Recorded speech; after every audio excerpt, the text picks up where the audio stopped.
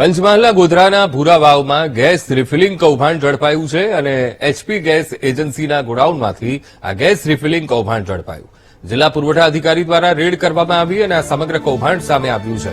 19 કિલોના સિલિન્ડરમાંથી કટકી મારી 5 કિલોના સિલિન્ડરમાં ગેસ ભરવામાં આવતો હતો.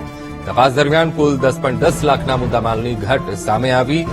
91,000ની કિંમતના 19 અને 5 કિલોના ગેસના સિલિન્ડર પણ સીઝ કરવામાં આવ્યા છે. એજન્સીના સંચાલક પાસે જરૂરી દસ્તાવેજો પણ ન હોવાનો ખુલાસો થયો છે. માંથી 19 કેજીના અને 5 કેજીના એમ જથ્થાનો જપ્ત 91,250ના મુદ્દામાલ સાથે જથ્થાને જપ્ત કરવામાં આવેલ છે.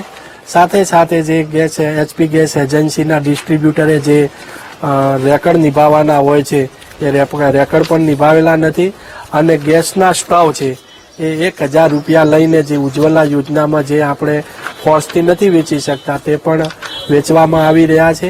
આવી ગંભીર પ્રકારની ગેરરીતિઓ સામે આવી હોય તેની સામે કાયદેસરની કાર્યવાહી હાથ ધરી